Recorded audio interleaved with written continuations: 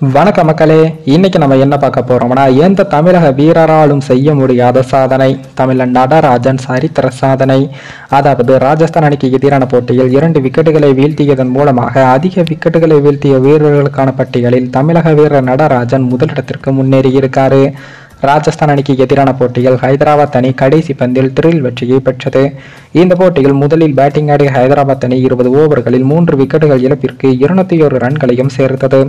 இதன் பின் களமிறங்கிய ராஜஸ்தான் அணி 20 ஓவர்களில் 7 விக்கெட்டுகள் இழப்பிற்கு 200 ரன்களை மட்டுமே சேர்த்து தோல்வியடைந்தது.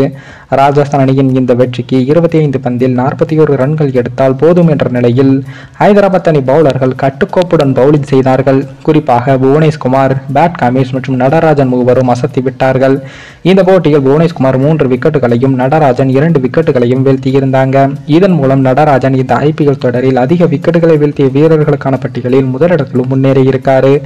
8 போட்டிகளில் விளையாடியுள்ள நடராஜன் 15 விக்கெட்டுகளையும் வீழ்த்தி பர்பிள் கோப்பையை கைப்பற்றியிருக்காரு. இவருக்கு பின் பும்ரா 10 போட்டிகளில் விளையாடி 14 விக்கெட்டுகளையும் வீழ்த்தி 2வது இடத்திலும் இருக்காரு. முதல் முறையாக நடராஜன் தலைக்கு பர்பிள் கேப் வந்து உள்ளது. ஹைதராபாத் அணியின் நட்சத்திர வீரரான டிராவிஸ் ஹெட் நடராஜனுக்கு பர்பிள் கோப்பையை அணிவித்தார். அதன் பின் மைதானத்தில் இருந்த தனது மகளை தூக்கி கொண்டாடிய நடராஜன் அப்படியே மகளுடன் சென்று ஹைதராபாத் வீரர்களை சந்தித்தார்.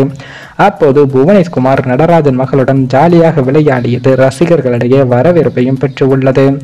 தமிழக வீரர் ஒருவரின் தலைக்கு பர்பிள் கேப் வந்திருப்பது ரசிகர்களிடம் நெகிழ்ச்சியை ஏற்படுத்தியுள்ளது.